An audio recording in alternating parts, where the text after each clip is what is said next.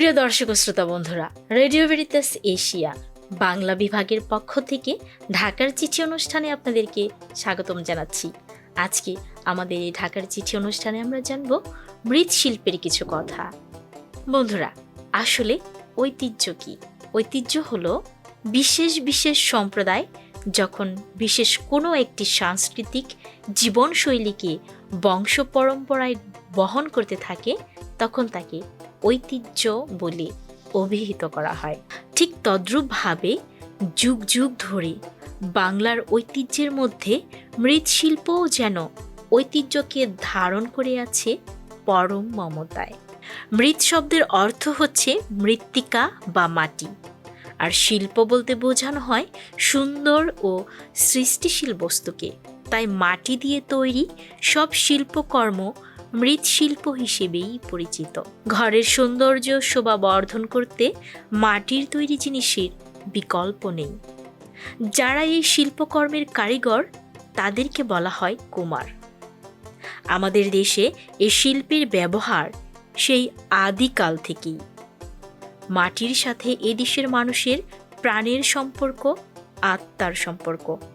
তবে বিশেষভাবে উত্তরবঙ্গের জেলাগুলো মৃৎশিল্পের জন্য বিখ্যাত। এছাড়া বাংলাদেশের প্রতিটি ঘরে মাটির তৈরি হাঁড়ি, পাতিল, কলসি, থালাবাটি, ফুলের টব, ফুলদানি, খাবার টেবিল, খেলনা, শৌখিন সামগ্রী সহ নানা জিনিসপত্রের ব্যবহার তো হয়েই থাকে। মৃৎশিল্পে মিশে আছে গ্রামীণ বাংলার হাসি কান্না, সুখ দুঃখের ইতিহাস। মৃৎশিল্পীরা তাদের এই শৈল্পিক প্রতিভার উপর ভিত্তি করে একসময় শক্তিশালী অর্থনৈতিক ভিত গড়ে তোলে। সেই সময় কুমারপাড়ার মেয়েরা ব্যস্ততায় দম ফেলার সময় পেত না। কাঁচামাটির গন্ধ ভেসে আসত চারিদিক থেকে। হাটবাজারে মাটির তৈজসপত্রের পসরার চাহিদা ছিল অনেক। বর্তমানে মৃৎশিল্প কালের বিবর্তনে কিন্তু অনেকটাই কমে যাচ্ছে। নির্মম বাস্তবতার সঙ্গে টিকতে না পেরে অনেকেই এই পেশা থেকে নিজেকে অনেকটাই গুটিয়ে নিচ্ছেন, বেছে নিচ্ছেন বিভিন্ন ধরনের পেশা।